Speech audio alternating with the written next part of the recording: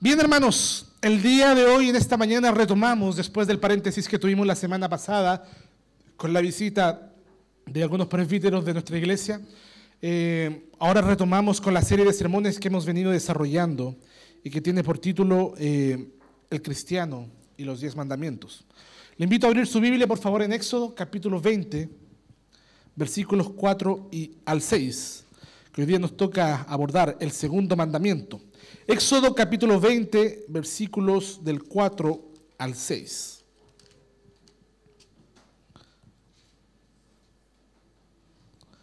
¿Lo tenemos? ¿Qué le parece si en reverencia a la palabra del Señor nos ponemos de pie y la leemos en voz alta? Dice así: no te harás imagen ni ninguna semejanza de lo que esté arriba en el cielo, ni abajo en la tierra, ni en las aguas debajo de la tierra. No te inclinarás a ellas ni las honrarás, porque yo soy Jehová tu Dios fuerte, celoso, que visito la maldad de los padres sobre los hijos hasta la tercera y cuarta generación de los que me aborrecen, y hago misericordia a millares, a los que me aman y guardan mis mandamientos. Ahora sí, tome asiento. El sermón de esta mañana, que es la explicación del segundo mandamiento, expresado en el Decálogo, en la tabla de la ley de Moisés, tiene por título: no seas un idólatra. No seas un idólatra. Amada iglesia, como ya lo dije, el día de hoy continuamos con nuestra serie de sermones llamado El cristiano y los 10 mandamientos, que hemos venido desarrollando y que hemos comenzado ya a tratar desde hace ya varias semanas. Aunque claro, ya hemos comenzado a profundizar uno por uno los mandamientos. Ya vimos hace 2 semanas atrás cuáles eran las implicaciones del primer mandamiento, ¿verdad? Hoy día, por lo tanto, mediante la gracia de Dios, explicaremos cuáles son los deberes y las prohibiciones implicados en el segundo mandamiento. Recuerden que la palabra del Señor, la ley de Dios, tiene una característica que es elíptica, que cuando prohíbe algo también a la vez implícitamente ordena lo contrario. Hoy día vamos a entender qué es lo que el Señor quiere decirnos cuando nos dice: no te harás imagen ni ninguna semejanza, ¿verdad? Estudiamos anteriormente que en el primer mandamiento el Señor nos dijo: no tendrás dioses ajenos delante de mí, en Éxodo capítulo 20, versículo 3, ¿verdad?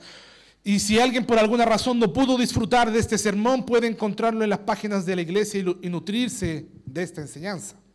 Ahora bien, una de las cosas que abordamos en ese sermón es que de forma implícita, el Señor trata el problema de la idolatría en ese primer mandamiento. Comienza desde ya a tratar no solamente la necesidad de que la verdadera religión es una religión monoteísta, de un solo Dios, sino que implícitamente trata y prohíbe la idolatría. No tendrás otros dioses, no tendrás sucedáneos, no tendrás ni ninguna otra forma o expresión a quien rendirle culto, solamente a Dios. Pero lo que en el primer mandamiento el Señor lo trata de forma implícita, ahora en el segundo mandamiento el Señor lo trata de forma explícita, lo desarrolla aún más. Él dice: solamente hay un Dios y es a mí a quien debes adorar, es a mí a quien debes invocar, es a mí a quien debes agradecer, a mí me debes la adoración, la gratitud y la invocación, ¿verdad? Pero ahora el Señor también desarrolla la prohibición de tener otros dioses u otras supersticiones que sean una especie de reemplazo de Dios. Ahora bien, hermanos, veamos lo que dicen las Escrituras respecto de este mandamiento. Lo leímos recién. Éxodo 20, capítulo 20, bien digo, del versículo 4 al versículo 6 nos dice: no te harás imagen ni ninguna semejanza de lo que esté arriba en el cielo, ni abajo en la tierra, ni en las aguas debajo de la tierra. No te inclinarás a ellas ni las honrarás, porque yo soy Jehová tu Dios fuerte, celoso, que visito la maldad de los padres sobre los hijos hasta la tercera y cuarta generación de los que me aborrecen, y hago misericordia a millares, a los que me aman y guardan mis mandamientos. De modo, hermanos, que lo que el Señor trata y está profundizando en estos primeros mandamientos, y más precisamente en este mandamiento, es la orden de adorarlo solamente a Él. Y a la vez la prohibición con una debida condena, ¿verdad? Él dice que visito la maldad. hay una condena, hay un justo juicio que el Señor añade a este mandamiento, ¿verdad? La prohibición ¿de qué? De adorar imágenes u objetos creados por los hombres. Objetos creados. Una de las cosas que estudiamos en el discipulado de membresía de la iglesia es el Catecismo de Heidelberg. Y este documento, que es tan importante para la iglesia reformada de todos los tiempos, lleva una explicación de cada uno de los 10 mandamientos. Y observemos lo que este catecismo dice respecto de este segundo mandamiento. En su pregunta 96 pregunta lo siguiente: ¿qué requiere Dios en el segundo mandamiento? Y responde el catecismo y nos dice que de ningún modo representemos a Dios a través de imagen, ni lo adoremos de manera alguna que no sea la que Él ha ordenado en su palabra. Vuelvo a repetir, el Señor requiere en el segundo mandamiento que de ningún modo representemos a Dios a través de imágenes, ni lo adoremos de manera alguna que no sea la que Él ha ordenado en las Escrituras. Esto, queridos hermanos, es sumamente importante. ¿Sabe por qué? Porque Dios es quien define la forma en la que Él quiere ser adorado. Porque Dios es quien define la verdadera adoración, la verdadera religión, la verdadera forma de ser adorado. Según leímos en la lectura bíblica del Evangelio de Juan, cuando veíamos que Cristo, ¿verdad? Decía que la adoración que Él desea y que Dios busca es una adoración en espíritu y en verdad. Y tales adoradores busca el Señor, ¿verdad? Es una adoración en espíritu y en verdad. Y aquí quiero hacer profundizar un poquito en este punto. La espiritualidad de la adoración es absolutamente necesaria. Nadie puede adorar a Dios sin el Espíritu Santo, ¿verdad? Toda adoración sin el Espíritu Santo es un fuego extraño, ¿verdad? Y todo creyente en quien mora el Espíritu de Dios ofrece una adoración espiritual. Pero fíjese que Dios no deja solo la espiritualidad como algo importante a la hora de adorar. Esa espiritualidad no está divorciada de la verdad. Esa espiritualidad no está divorciada de esa verdad. Y esa verdad es la revelación especial de Dios, o sea, la palabra de Dios. Esa espiritualidad está acompañada de la verdad. El Señor dice que adorarán en espíritu y en verdad. Jesús mismo dijo en el mismo Evangelio de Juan, capítulo 17, la parte B del versículo 17 dice: santifícalos en tu verdad, dice, tu palabra es verdad. De modo que es a través de la verdad de la palabra de Dios que podemos conocer a quién estamos adorando. Si no conocemos a quién estamos adorando, es probable que estemos adorando a otro Dios conforme a nuestra mente, pero no conforme a la verdad de las Sagradas Escrituras, lo que decanta en idolatría. Lo que recae en una idolatría. Adorar a un Dios que no está conformado a las Escrituras es un falso Dios, es un ídolo. Hermanos amados, hay gente que dice poseer al Espíritu Santo, hay gente que dice que porta al Espíritu Santo y que entrega una adoración espiritual, pero es una adoración completamente ajena a la verdad de las Escrituras. Se convierte en una adoración mística y en el peor de los casos en una idolatría, porque el Dios o al ser que adoran no es un ser conforme a las Escrituras o revelado en las Escrituras, lo que es idolatría. Eso es algo de lo que debemos con absoluta diligencia cuidarnos como iglesia. ¿A quién adoramos? ¿Cómo es el Dios a quien tú adoras? ¿Con qué Dios es el con el cual tú te relacionas? ¿Es un Dios que has creado conforme a tu pensamiento? ¿Es un Dios creado conforme a tu sentimiento, a tu emoción? ¿O es el Dios que se ha revelado de forma clara con atributos en las Escrituras? Veamos entonces de manera práctica el primer punto. ¿Qué es idolatría? ¿Qué es la idolatría? Cuando nos acercamos a este mandamiento, hermanos, la primera impresión que tenemos es que Dios está prohibiendo la creación de cualquier figura o imagen de forma absoluta y ante cualquier razón. Pero ¿es tan así? ¿Será tan así? Tenemos que entender, hermanos, que este tema ha levantado grandes controversias a lo largo de la historia de la iglesia cristiana.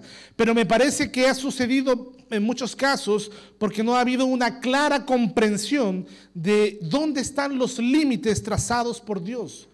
¿A dónde están los límites? Y por otro lado, porque ha habido abominables excesos y abusos por parte de la Iglesia Católica de Roma, de las cuales hablaremos más adelante también.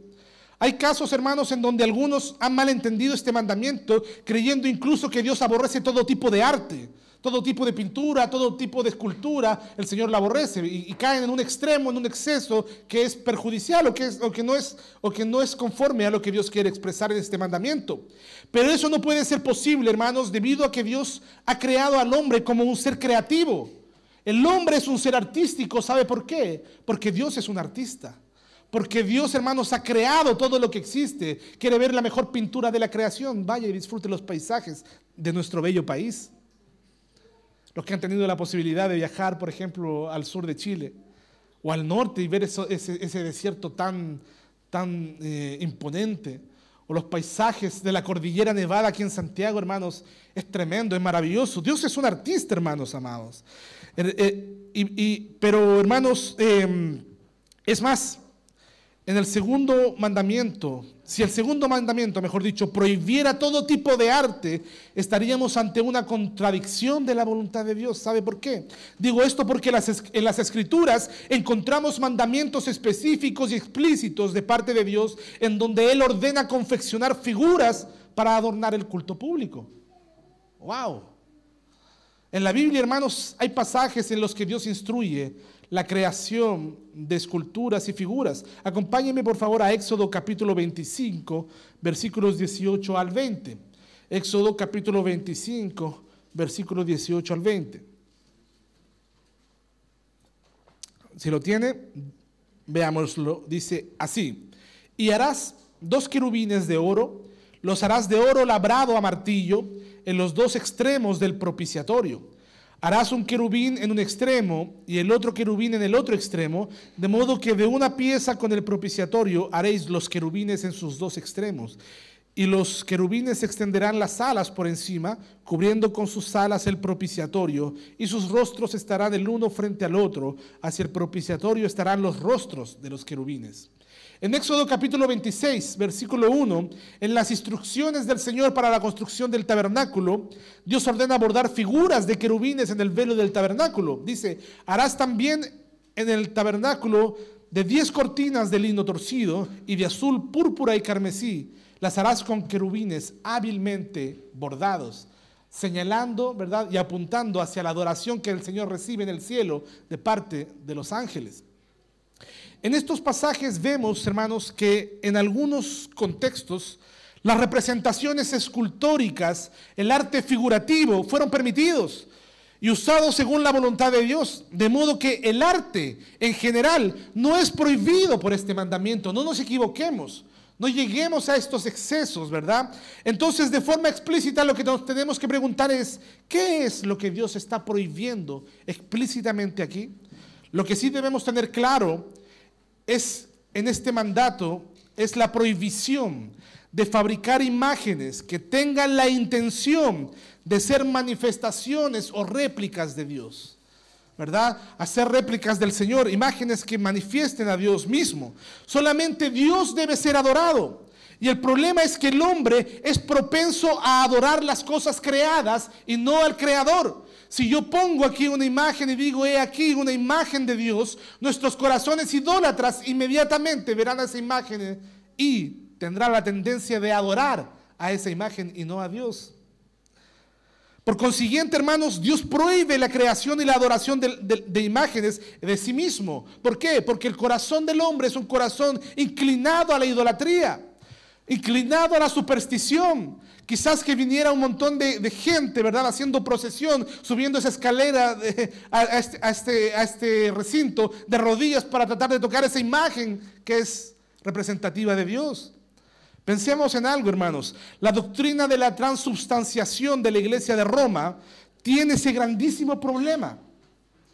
Ellos dicen que en la hostia de la Eucaristía, ¿verdad? Ellos dicen que la hostia que fue hecha por la mano de una monja, de un hombre, ¿verdad? Está presente de manera literal el cuerpo y la sangre de Cristo. Ellos dicen que la hostia es el cuerpo y la sangre de Cristo. Y aunque esa hostia fue hecha por la mano de un hombre, ellos dicen que por medio de la consagración se transforma literalmente en Cristo de forma física.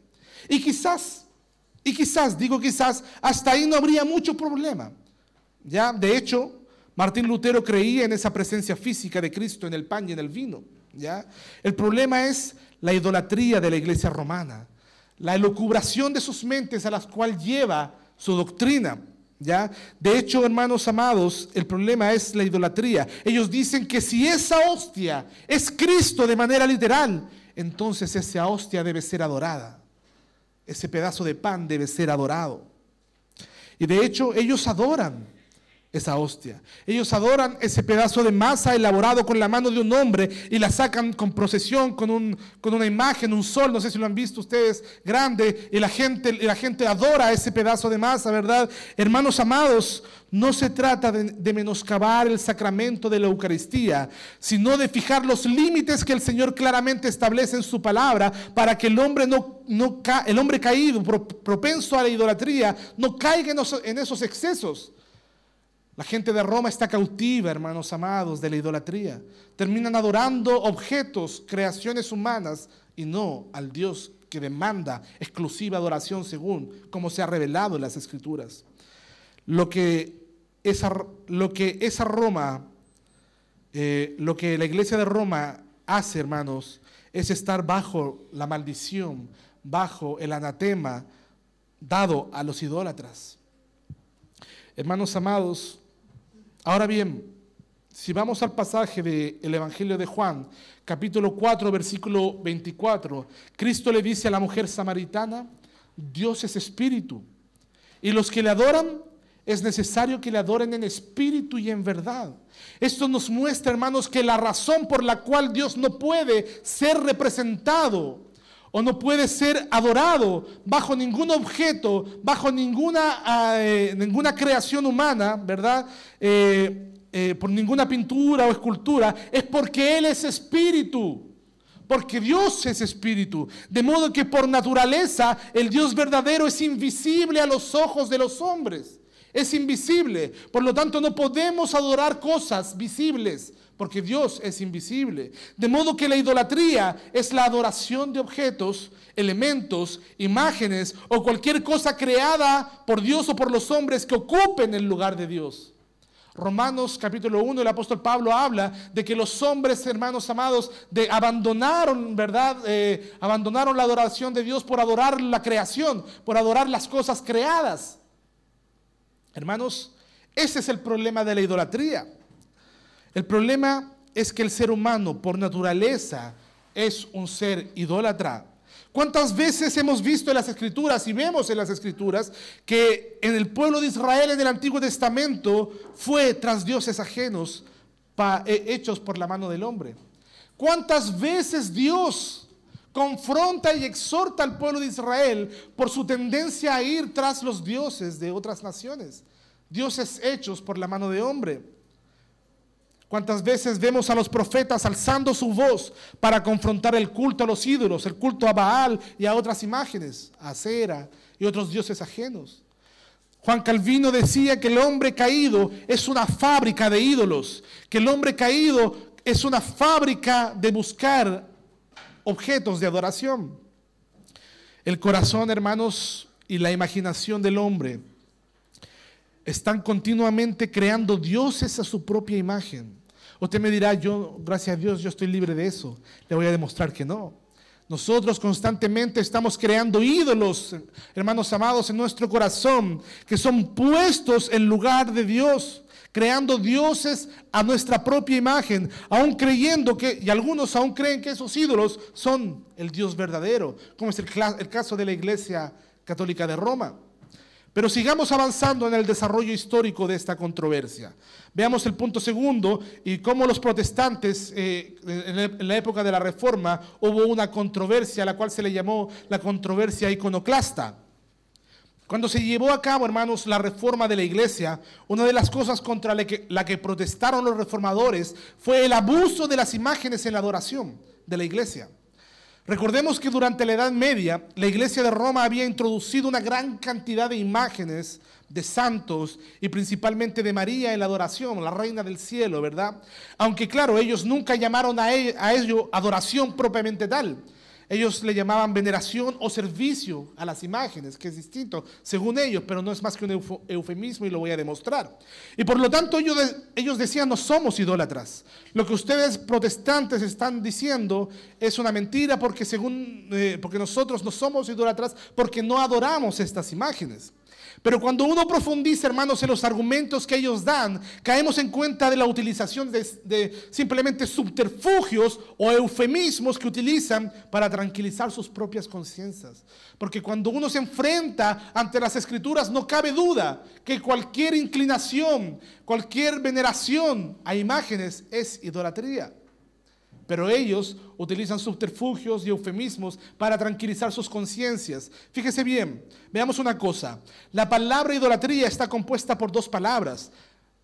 La palabra ídolo y la palabra latría, que significa adoración. O sea, idolatría es adoración a los ídolos.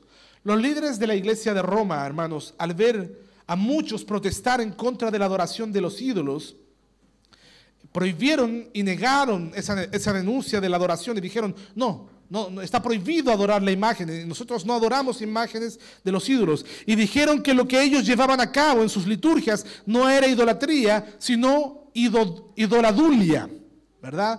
Que cambiaron el nombre eufemísticamente, ¿verdad? Y esta también es una palabra compuesta. La palabra dulia viene del griego doulos, que significa siervo, ¿verdad? O servicio.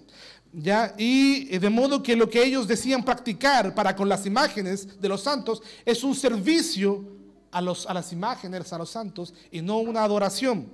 En términos de la controversia, ellos dicen que ellos hacen dulia y no latría. ¿Se entiende la diferencia?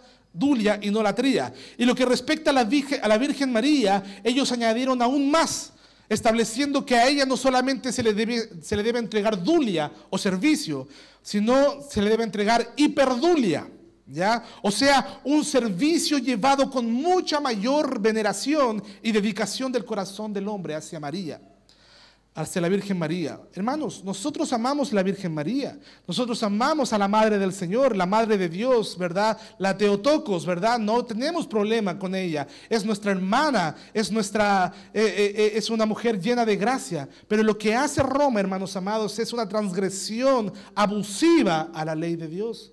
Por lo tanto, están bajo el anatema de Dios. Hermanos, la verdad es que es muy difícil ver la diferencia entre dulia y latría. Es muy difícil ver la diferencia entre ese servicio que ellos dicen dar y la adoración. De hecho, los reformadores sostuvieron que esta era una distinción sin diferencias.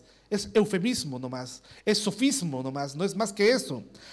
Finalmente, lo que hace Roma, hermanos amados, es una forma sofista de justificar la idolatría de la iglesia apóstata. Y hay que decirlo con todas sus letras. Hermanos amados, servir y adorar en las Escrituras son conceptos intercambiables cuando se trata de relacionarnos con Dios. Yo le pregunto algo, ¿alguien puede adorar a Dios sin servirlo? ¿O alguien puede servir a Dios sin adorarlo? Son conceptos intercambiables. Fíjese una cosa, recordemos lo que sucedió con Cristo después de soportar la tentación a Satanás en Mateo capítulo 4, versículo 11. Dice que el diablo entonces le dejó y aquí vinieron ángeles y le servían y le adoraban, ¿verdad? Y servían a Cristo. Ahora bien, nosotros decimos de manera tajante y explícita, hermanos, la iglesia de Roma es una iglesia idólatra. Es una iglesia que transgrede constante y continuamente, sistemáticamente, el segundo mandamiento y por lo tanto el primero también. Ahora bien, algunos protestantes cayeron en algunos excesos más radicales, se esforzaron al máximo por eliminar de sus iglesias todo atisbo de imágenes, toda estatua, vitrales y todo tipo de arte o símbolo en sus cultos y vida. Incluso algunos eliminaron hasta el símbolo de la cruz, por el peligro de terminar adorando a ese símbolo antes que a Cristo. A este movimiento se le llamó se les llamó los iconoclastas. La palabra iconoclasta proviene del griego eikonoklastes, que se descompone en dos partes. Eikon, que significa ídolo o imagen, mejor dicho, no ídolo, perdón, imagen o ícono, y la palabra clastes, que significa romper, destruir. Por lo tanto, un iconoclasta es alguien que rompe imágenes, es un rompedor de imágenes. Ellos tenían la intención de volver a centrar la atención de la adoración en el verdadero carácter de Dios. Tenían una muy buena intención. Nosotros, como iglesia reformada, debemos ser cuidadosos con este tema. Después de todo, está en juego el guardar correctamente el segundo mandamiento. Es por ello que, a pesar de que no somos iconoclastas, de que no negamos todo tipo de arte, ni símbolos, ni figuras, tenemos símbolos, tenemos una cruz, ¿verdad? Una cruz la cual nos lleva a entender, ¿verdad?, lo que Cristo hizo en ese madero, ¿verdad? A pesar de que no somos iconoclastas, ni estamos en contra de cualquier uso de imágenes o símbolos que tengan un fin pedagógico, es siempre recomendable, hermanos, supeditar la adoración a Dios a la palabra, según el carácter y la gloria que Dios ha revelado en las Escrituras. Nuestra adoración jamás debe desviarse, hermanos. El púlpito no es un lugar sagrado en un sentido práctico de la palabra, ¿verdad? No debemos adorar un púlpito, no debemos adorar un lugar, no debemos adorar el recinto donde nos congregamos, no debemos adorar símbolos ni imágenes, aunque todas esas cosas nos sirven para enriquecer nuestra comprensión pedagógicamente de cómo es Dios y cómo adorarlo. Por último, hermanos, en otras palabras, el culto al Señor debe ser un culto sobrio, sin grandes luces, ni extravagantes escenarios, sin imágenes ni elementos algunos que nos quiten la mirada del Dios de la Biblia para colocarlo en ellas. Hay quienes se preguntarán por qué aquí, por ejemplo, no tenemos una gran pantalla LED de fondo, ni tenemos a una gran banda, ¿verdad?, obnubilando nuestros pensamientos, ¿verdad? ¿Por qué? Porque el culto al Señor debe ser un culto sobrio, hermanos, donde nuestra atención no deba ser distraída por elementos externos, sino centrado únicamente en el carácter de Dios revelado en las Escrituras. Calvino dijo que el arte que representa y refleja acontecimientos históricos reales es legítimo. El arte es legítimo, pero que debemos cuidarnos de cualquier intento de representar a Dios en cualquier forma concreta y que nos quite la mirada del Dios de la Biblia para ponerlo en objetos creados. Debemos cuidarnos de ello. Como pastor me encantaría tener una iglesia con algunos vitrales hermosos que nos enseñen pedagógicamente acerca del Señor. No existe problema con ello, hermano, pero debemos ser siempre cuidadosos de no excedernos, de no quitar a Dios, nuestra vista de Dios, del Dios revelado en las Escrituras, para colocarlo en imágenes, en figuras, en arte. Amén. Amados hermanos, seamos sabios en esto. Nosotros venimos a adorar al Dios de la Biblia y no a adorar una imagen que represente al Dios de la Biblia. Eso es importante. Y ahora la pregunta que cabe en este momento es: ¿a quién estamos adorando? ¿A quién estás tú adorando en tu corazón? ¿Al Dios de la Biblia? ¿Al Dios que se ha revelado en las Escrituras? ¿O a un Dios formado a tu propia imagen? Puede ser que nosotros no hayamos hecho, no haya aquí una escultura de Dios, ¿verdad? Ni ninguna imagen, ni siquiera un vitral representando a Dios, hermanos. Pero, hermanos, ¿a quién estamos adorando? Es posible que en nuestra mente nosotros estemos creando un Dios conforme a nuestra propia imagen, conforme a nuestro propio sentimiento, emoción o pensamiento, y no estemos adorando al Dios de las Escrituras. ¿O no es eso lo que pasa, por ejemplo, con algunos movimientos en donde han despojado a Dios de su justicia, de su ira y de su santidad para predicar a un Dios buena onda, a un Dios bonachón? A un Dios buena tela, ¿verdad? Que no le importa lo que tú hagas o dejes de hacer, Él te quiere igual. Hermanos, ese Dios no es el Dios de la Biblia. Es un Dios creado a imagen y pensamiento del hombre. Dios nos libre, hermanos, que en este púlpito usted y yo seamos fiscalizadores, profetas del Señor, para que en este púlpito siempre se predique el carácter de Dios de una manera fiel a las Escrituras. Pasemos al siguiente punto de este sermón. La adoración que Dios demanda no es supersticiosa. Hemos dicho en un sermón anterior que la ley de Dios es elíptica, tiene una característica elíptica. Eso quiere decir que el Señor, al prohibir algo, al mismo tiempo ordena algo contrario, y viceversa. Cuando ordena algo, también prohíbe lo contrario. El Señor aquí, en el segundo mandamiento, lo que está haciendo es prohibir el uso de imágenes, objetos de adoración, pero a la vez está ordenando honrarlo a Él por ser Él, en su carácter, sin hacer ningún sustituto, sin hacer ningún sucedáneo de Él que perturbe nuestra atención y adoración, y por lo tanto nos aleje del Señor. Qué triste es ver a una cantidad de gente, por ejemplo, cuando hacen la procesión a lo Vázquez, ¿verdad? Yendo a ganarse el favor de un santo, de una virgen, ¿verdad? Yendo de rodillas por kilómetros y kilómetros, pudiendo tener acceso por medio de Cristo al Dios de la Biblia, al Dios que se ha revelado en su palabra. ¿Cuánta gente cae en la idolatría? Está atada a la idolatría, hermanos amados. Hace poco un hermano de nuestra iglesia se encontró con una procesión haciendo a Alberto Hurtado, ¿verdad? Y la gente caminaba kilómetros y kilómetros para poder ganarse el favor de un santo, para que ese santo interceda por nosotros de manera solidaria. Hermanos, es triste ver a un mundo caído en la idolatría. Y ver a la iglesia de Roma completamente sumida en ella. Hermanos, de manera implícita, el Señor en este mandamiento, cuando dice no te harás imagen ni ninguna semejanza, implícitamente también está prohibiendo la superstición. Está prohibiendo el corazón supersticioso del hombre. Como el corazón del hombre es una fábrica de ídolos, busca constantemente atribuirle poder mágico a ciertas cosas creadas. ¿O no? El ser humano, hermanos amados, los hombres tienen cábalas, crean cábalas. Los hombres crean para que les vaya bien, ¿verdad? ¿O no? ¿Acaso los fines de año los hombres no comen ciertas cosas, ¿verdad? Hay quienes dicen que hay que comer lentejas el fin de año, que hay que sacar la maleta a darle una vuelta a la manzana para poder viajar, para tener abundancia. El hombre es supersticioso por naturaleza, hermanos. Crean cábalas y para que les vaya bien. Usan amuletos que les da cierto poder sobre ciertas circunstancias, entre otras cosas. Pero lamentablemente eso es algo común en los hombres. Los hombres son supersticiosos. Usan hasta ropa interior de cierto color para que les vaya bien, ¿verdad?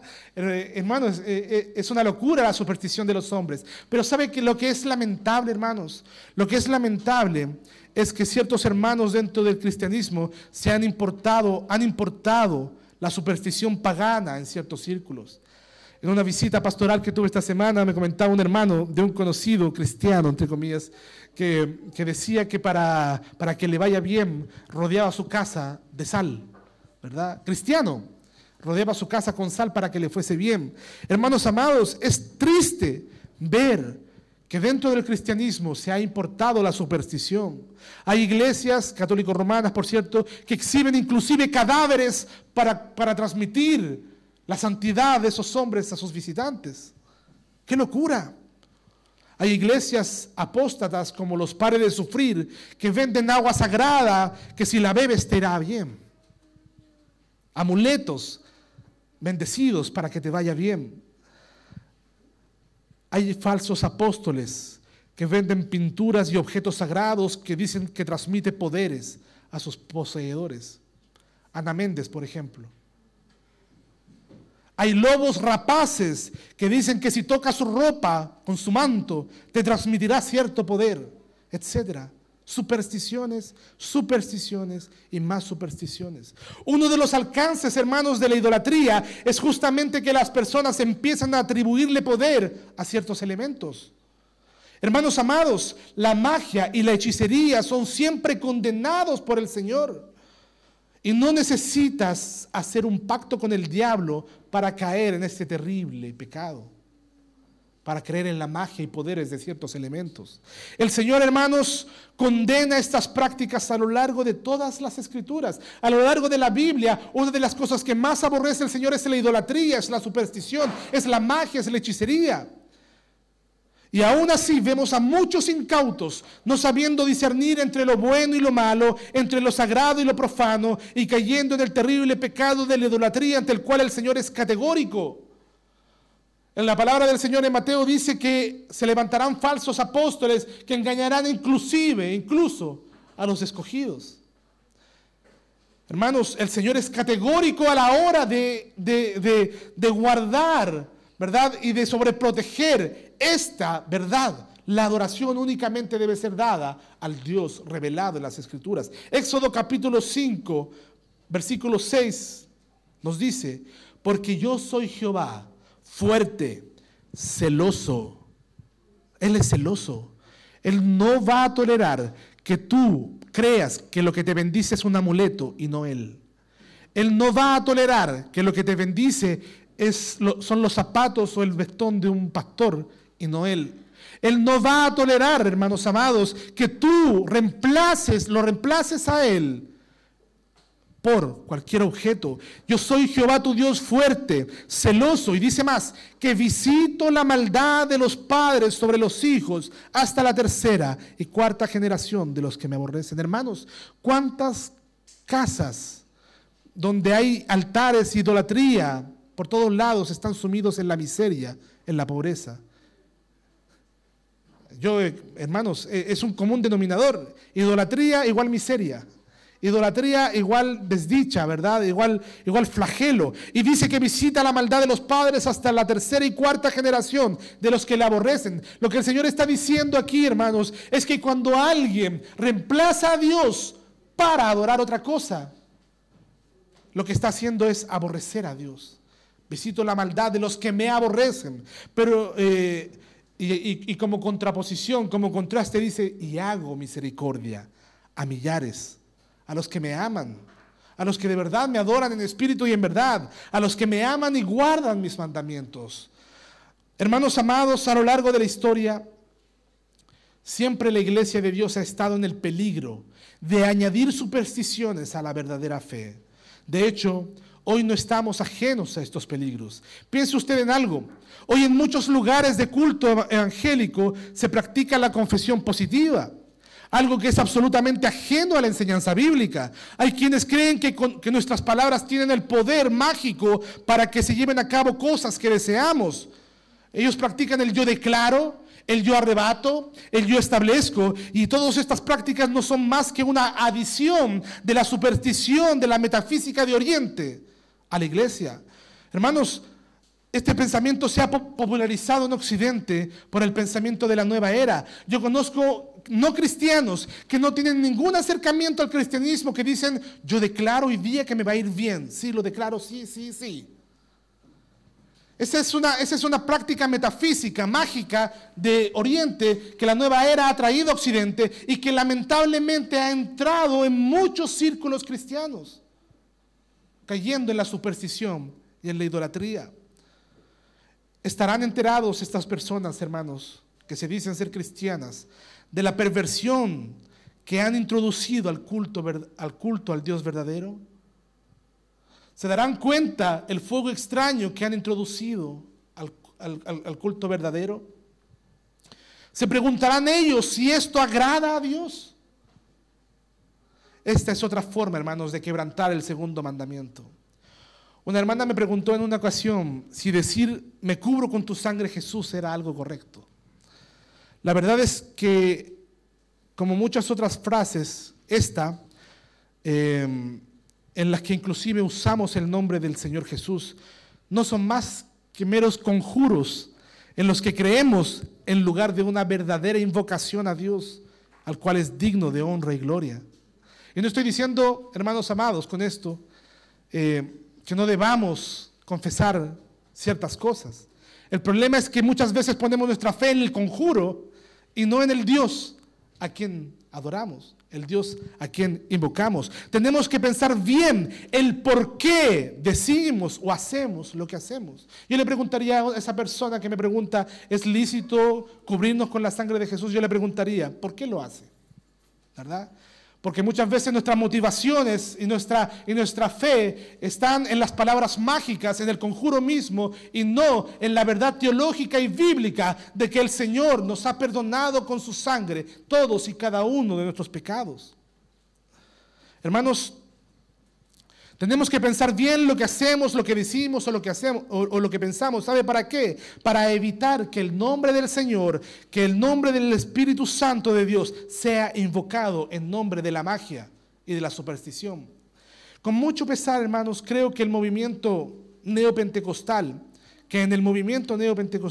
el uso de todas estas palabras supersticiosas, elucubraciones, se ha multiplicado de gran manera, de modo que hoy quizás estamos viviendo tiempos en donde el nombre de Dios y la invocación del Espíritu Santo es usado en vano y supersticiosamente más que en toda la historia pasada de la iglesia.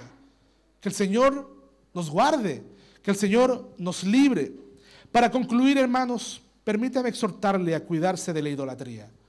Que tu corazón, hermano, sea un corazón que vuelque sus afectos no hacia cosas vanas, no hacia objetos, ni a supersticiones, ni amuletos, ni cosas así. Que los afectos de tu corazón estén volcados al Dios de la Biblia, que se ha revelado en las Escrituras, el Dios de Abraham, de Isaac, de Jacob, el Dios de Israel, el Dios y Padre de nuestro Señor Jesucristo, el cual es digno de nuestra adoración, según cómo se revela en las Escrituras. Permítame exhortarle a cuidarse de todas estas banalidades que no la llevan sino a males. Es cierto, hermanos, que todo verdadero creyente tiene temor de Dios y quiere agradar a Dios, pero muchos perecen, dice la palabra, por falta de conocimiento. De hecho, el profeta Oseas explícitamente dice en Oseas capítulo 4, versículo 6, mi pueblo fue destruido porque le faltó conocimiento. ¿Cuántas iglesias, hermanos amados, adoran un Dios que no es el Dios de la Biblia y se dicen ser cristianas? Y son momentos muy emocionantes, son momentos muy épicos para ellos, son momentos en donde su mente ha sido obnubilada por las bajas luces, por las grandes pantallas, por la música de fondo, ¿verdad? Y al final, hermanos, han quedado vacíos bíblicamente.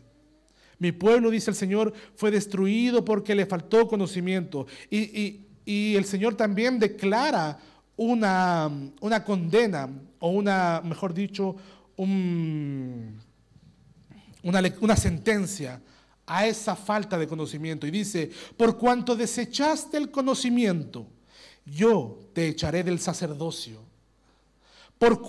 Dice, puesto que olvidaste la ley de Dios. Fíjese bien, hermanos, es la ley de Dios la que debe ser, hermanos amados, guardada fielmente en nuestros corazones. ¿Qué es lo que hace el cristiano de hoy? Desechar la ley de Dios, de modo que ahora piensa que puede adorar a Dios como se le plazca. Y el Señor dice, por cuanto desechaste y olvidaste la ley de Dios, también yo me olvidaré de tus hijos. ¿Cuántos hijos de creyentes han abandonado la iglesia, han abandonado la fe de sus padres por no tener una formación bíblica y por ver a sus familias entregadas a las supersticiones? ¿Cuánta gente, hermano? Juan Calvino dijo que la finalidad de este mandamiento es que Dios no quiere que su adoración legítima sea profanada por ritos supersticiosos.